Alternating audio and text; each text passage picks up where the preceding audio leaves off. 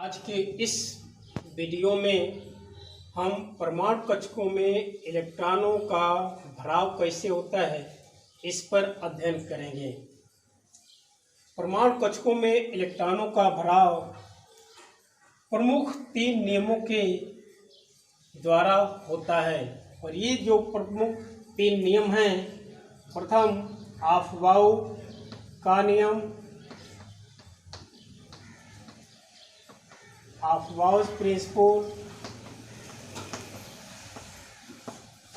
Second Pauli exclusion principle, Pauli का अपवर्जन नियम,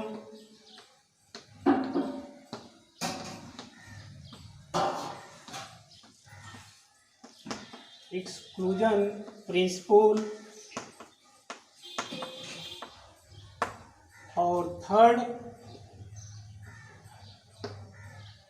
हुंस मल्टीपल लॉ, हुंड के बहुलता का नियम, हुंस मल्टीपल लॉ, हुंड के बहुलता का नियम। इन 3 नियमों के अनुसार परमाणु कक्षकों में इलेक्ट्रॉन के भरने को हम समझते हैं। इसके बाद हम एक एक करके तीनों नियमों के विषय में चर्चा करेंगे। सबसे पहले Aufbau principal. Aufbau principal, Aufbau principal के मूल बिंदु को जानने से पहले जाने कि अफबाउ जो शब्द है ये जर्मन भाषा का है और जर्मन भाषा में अफबाउ शब्द का अर्थ होता है निर्माण करना या रचना करना। रचना करना का अर्थ है परमाणु कक्षकों का रचना या परमाणु कक्षकों में इलेक्ट्रॉन का भरना। और इस रूप में अफबाउ सिद्धांत के अनुसार परमाणु कक्षकों में या परमाणु की तलस्थ अवस्था में इस नियम के अनुसार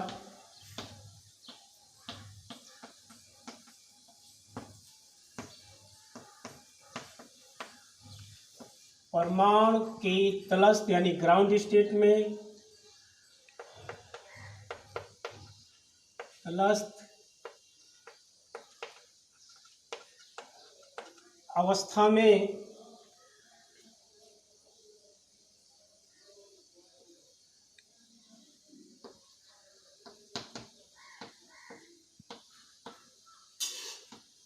इलेक्ट्रॉन परमाणु कक्षकों के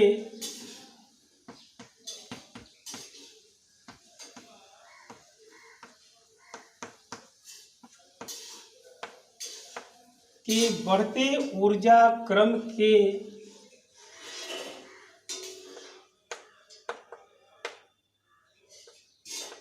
बढ़ते ऊर्जा क्रम में प्रवेश पाते हैं।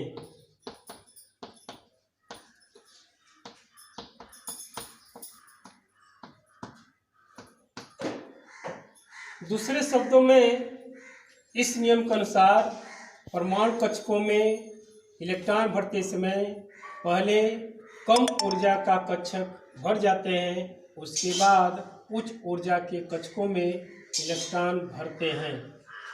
यहाँ पर ये जानना आवश्यक है कि परमाणु कक्षकों का जो ऊर्जा क्रम है यह निश्चित नहीं है और ऐसा कोई एक निश्चित क्रम नहीं है जो सभी परमाणुओं के लिए लागू हो।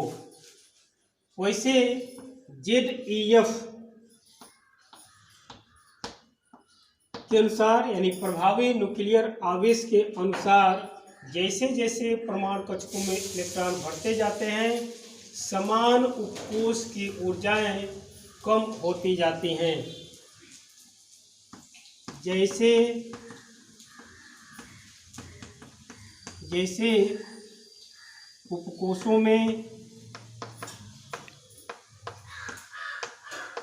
इलेक्ट्रॉन भरते जाते हैं समान उपकोष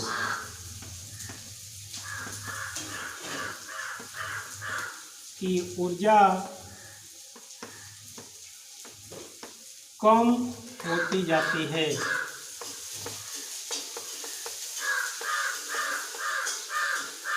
उदाहरण के लिए हम हाइड्रोजन, लिथियम और सोडियम जैसे परमाणु का संदर्भ दे सकते हैं। हाइड्रोजन 1 में 1s E 1s, इसी तरह से लिथियम 3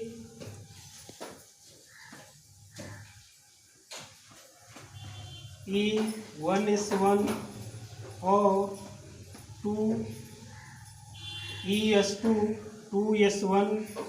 और यदि सोडियम का नोट करें तो सोडियम 1s2 2s2 2p6 और 3s1। और पोटेशियम का यदि नोट करें 2s2 2p6 3s2 3p6 और 4s1।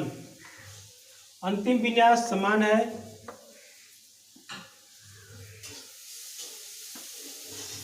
यदि पर हम कुछ समान उपकोष जैसे लिथियम में 2s, सोडियम में भी 2s और पोटेशियम में भी 2s उपकोष हैं, तो ZeF का मुख्य प्रभाव क्या होता है?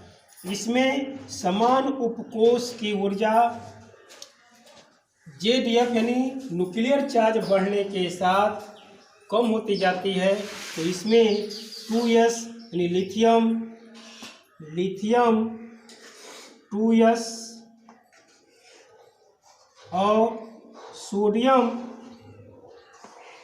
2s, ये ऊर्जा सबसे अधिक लिथियम के लिए 2s की ऊर्जा अधिक होगी और उसी क्रम में सोडियम में 2s की ऊर्जा लिथियम के अपेक्षा कम होगी। और इसी क्रम में पोटेशियम में जो 2s है इसकी ऊर्जा सोडियम से भी कम होगी। तो ये ZeF का मुख्य प्रभाव है।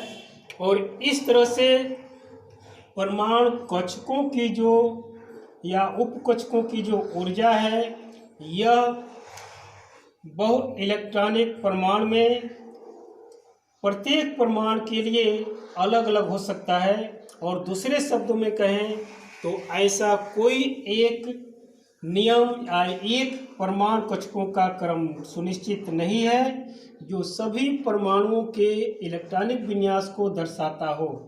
फिर भी एक सामान्य क्रम जो हमारे लिए उपयोगी है, जिसका उपयोग करते हैं, वह निम्न प्रकार है। परमाणु कक्षकों का समान क्रम है 1s 2s 2p 3s 3p 4s 3d 4p 5s 4d 5p और 6s 4f 5d 6p। ये यानी यदि ऊर्जा स्तर को दर्शाएं तो फर्स्ट एस की ऊर्जा कम होती है सेकंड, और यहाँ पर 3s ये ऊर्जा के बढ़ते क्रम में ये सभी उपकोष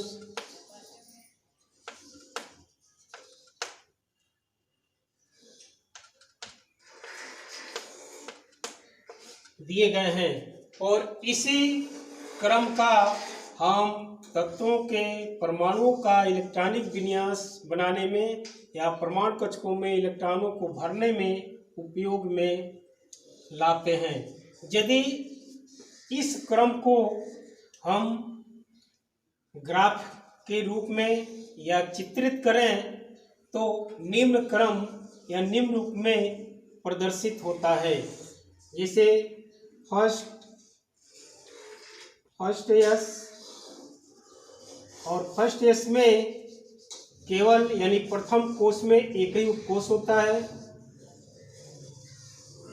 दूसरे कोश में 2 उपकोष होते हैं और इसी अनुसार तीसरे में 3 उपकोष होते हैं और चौथे कोश में 4 उपकोष होते हैं और पांचवें में 5 उपकोष होते हैं और इसी क्रम में छठवें में 6 उपकोष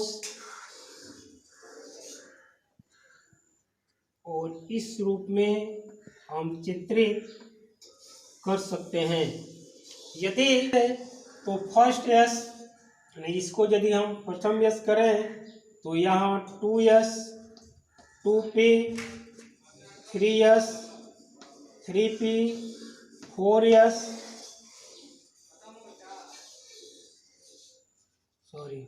3s 3p 3d 4s 4p 4d 4f और 5s 5p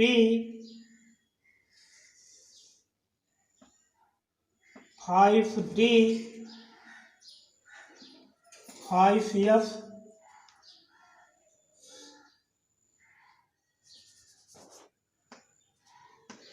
और ये G हो सकता है 5G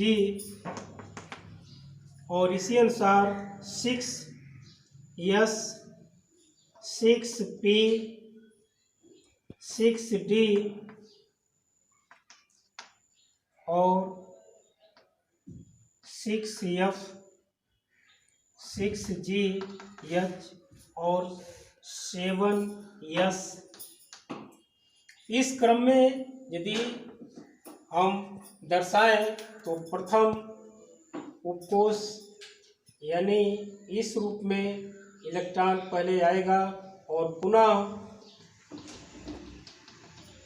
2s में और 2s के बाद पुनः 2p और 2p के बाद 3s और 3s के बाद पुनः 3p और 3p के बाद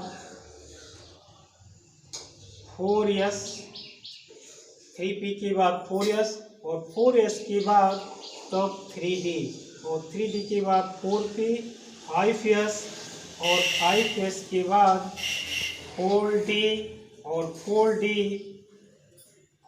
के बाद 5p 5 के बाद 6s और 6s के बाद 4f 5d 5d के बाद 6p और 6p के बाद 7s।